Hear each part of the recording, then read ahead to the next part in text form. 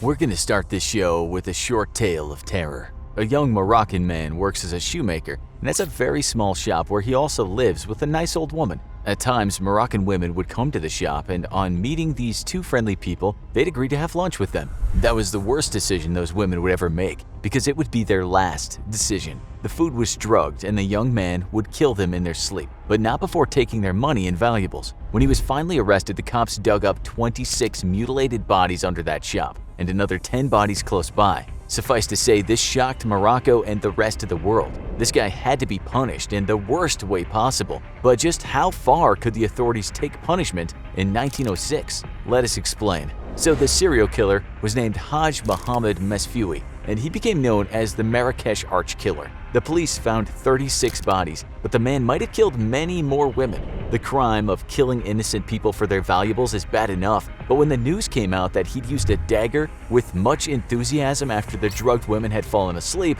well, the public screamed for blood. The killer was originally sentenced to be crucified, but in the early 20th century, that kind of punishment was not exactly in fashion.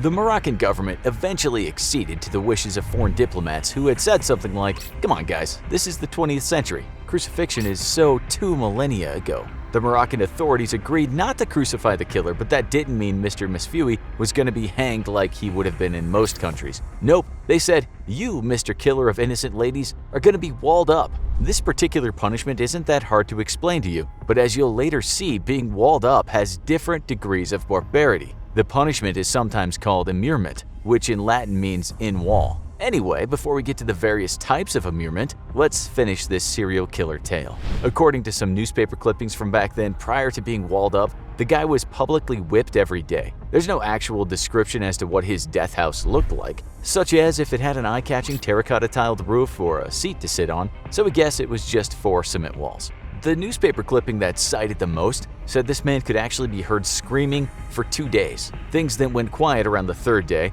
as things tend to do when a person has no water. It's quite typical for humans to die after going 3 days without water, and we'll go out on a limb and say Mesfioui's house didn't have AC. If he sweated a lot, he would have obviously dehydrated faster. You might now be thinking, could it get any worse than that? But you guys know that our team of fabulous researchers at the Infographics show always have surprises waiting for you. So we'll start with some cases from the ancient past and finish with more modern cases. We could go back to ancient Egypt and ancient China to have a look at something sometimes called a retainer sacrifice. The concept is simple enough. When a powerful person, say an emperor or pharaoh, died, they believed that they would live an afterlife in the spiritual realm. Of course, they didn't want to turn up to that afterlife empty-handed, and that's why some powerful people would be buried with all kinds of riches. But those guys also wanted their servants in the afterlife, so unfortunately, when a powerful person died, his servants might have to be walled up with him. This was not uncommon by any means. Can you even imagine the conversation in the tomb as perhaps 10 to 20 people sit next to their dead leader? This wasn't exactly seen as punishment, but hey, we at the Infographics show are gonna say that it definitely must have felt that way. We guess they were told that they should have been proud that they were heading to the afterlife with their great leader. Those walled up with the leader might also have been artisans, lovers, poets, or officials. So back then, being close to the big guys might have meant an early death. There's evidence that when one of the great Khans of the Mongol Empire died, he had requested on his deathbed that he be buried with 4 female slaves and 6 of his favorite Mamluks with a few vessels of drink. A Mamluk was a non-Muslim slave soldier, by the way. You can find other examples of cemeteries from the early dynastic period of Egypt. Those cemeteries have been excavated and the tombs of kings have been found.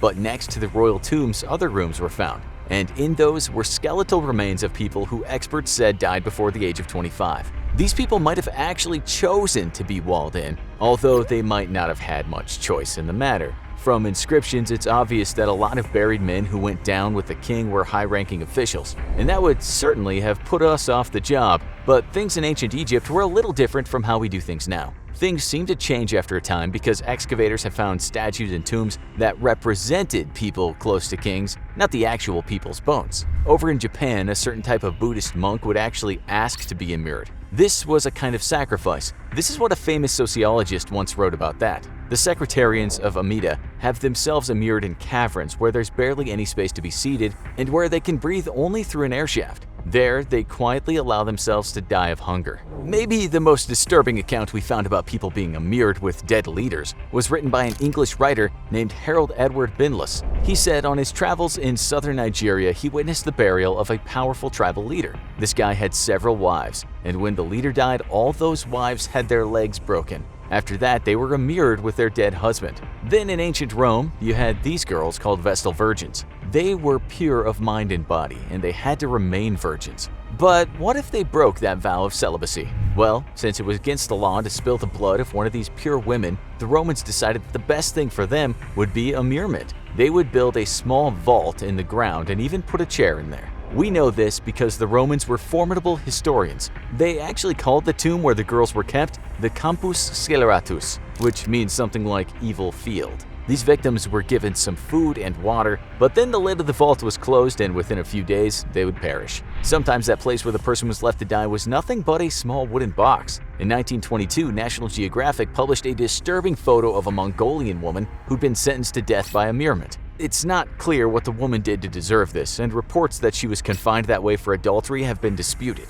This photo is very much real, though. Sometimes people would be fed within prison walls, but they would eventually die over a period of time. We found this newspaper report from 1914 describing Mongolian prison immurement. The prisons and dungeons of the far eastern country contain a number of refined Chinese shut up for life in heavy iron-bound coffins, which do not permit them to sit upright or lie down. These prisoners see daylight for only a few minutes daily, when the food is thrown into their coffins through a small hole. Then we found a book written by a 17th century gem merchant who traveled around the world. The guy's name was Jean-Baptiste Tavernier, and what he wrote about immurement in Persia is nothing short of terrifying. He said the punishment would often be meted out on thieves, and the difference this time would be that the bricks would be built around the person's body, but his head would stick out at the top. These coffins would be constructed for everyone to see to deter other people stealing. In his own words, Tavernier wrote that the reason the head was left out was not because someone was being kind to the condemned, but because this would expose them to the injury of the weather and assaults of the birds of prey.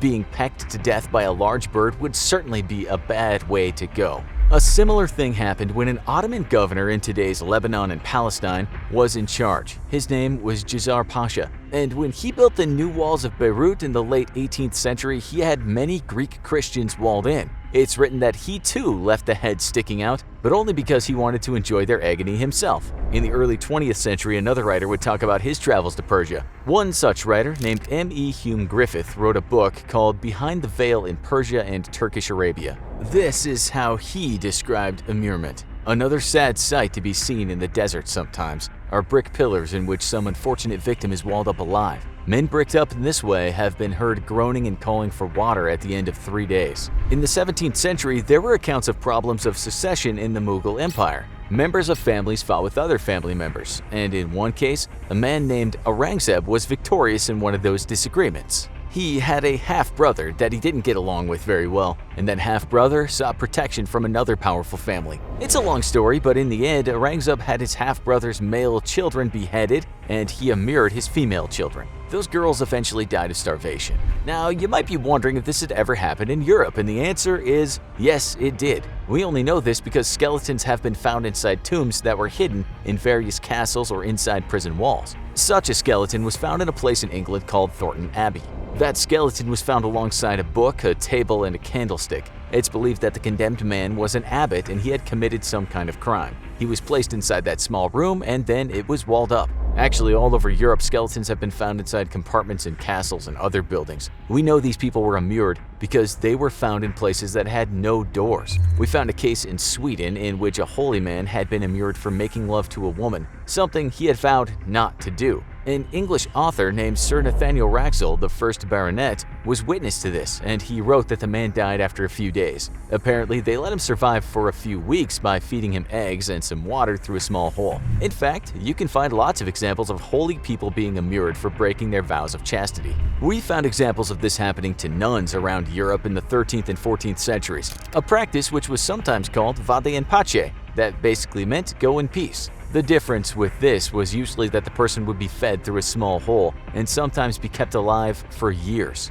Then there were the ascetics who asked to be walled in. This was their penance and it showed just how much they were willing to sacrifice in the name of God. They would be given scraps of food and enough water to survive, and the accounts differ because some sources say these people were walled in, but other sources state that they just lived in total seclusion. Perhaps the most disturbing immurement stories are when children are buried inside the walls of churches and other buildings. The reason for this punishment might have been because the parents had committed a crime, but at times the children were sacrificed as a way to appease God. We found cases of the remains of children and adults being found in the walls of churches, castles, and city walls in Germany. So that's immurement for you. Possibly the least painful way to die that we've talked about in this series of punishment shows. Still, we wonder how many people would take immurement over some other punishments we've described in the past. How many of you, dear viewers, would prefer immurement to other forms of execution? Please tell us what you think in the comment section.